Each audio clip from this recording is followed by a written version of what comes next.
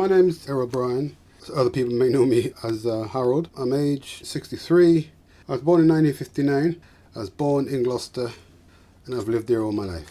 I understand my father came here probably back in 1954. My mother came, I think, the year after. My two sisters, elder sisters, were living in Jamaica. Between me and my older sister, there are 4 siblings, an additional 4, and there's 2 years between each one of us. I think they probably came over 1963, 64. I would have been 4 or 5. We got on well, never argued. My dad died when I was a year and a half. My mother, she was a single parent struggling to raise us all on her own. I think she did an excellent job, but she had to be firm. And, back in those days, parents were able to discipline the children more easily because they just had to give the look and not have to get into an argument. So she did a good job. I went when I was 14 in Jamaica. Me and my mum went back, met my family over there, in particular my grandmother, which was good. Yeah, it was a great time, great time. How do I think my heritage affected my upbringing? Let me think. Well, I think it shaped it in a good way in that we were brought up to have respect for our elders. I have to bring that up because, in today's society, many of the younger generation don't have any idea what respect is for their elders. And our parents could be harsh, but when we look back at it, I'm grateful for it because it helped to straighten me out and keep me on the straight and narrow. So it was a good thing. And my upbringing shaped how I influence and raised my own children, I should say. Because I think the one main ingredient was teaching your children how to be respectful to others, and in particular to their elders.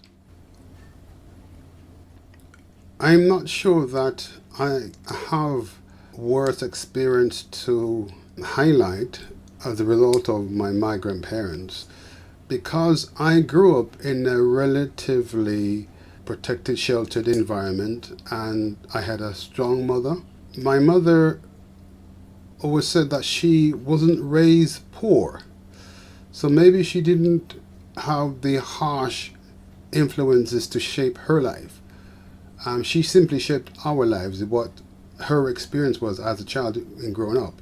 So I have no complaints. I can't really say that there were some painful experiences because of X, Y, Z. I just look back and think I was raised well. As a result of my mother's experience of being an immigrant, I didn't have any bad experiences myself personally. None at all, thankfully. I think in terms of any good experiences I've had as a result of my mother being an immigrant has to really be on how to conduct myself and interact with other people. And by that, I simply come back to the term respect for others, especially for my elders. That has helped to shape my approach to other people. I would say yes. We were taught how to respect each other, how to think about the needs of others, and try to do the best we could in this world, because as a black person, we normally have to work twice as hard to achieve the same things the white people would.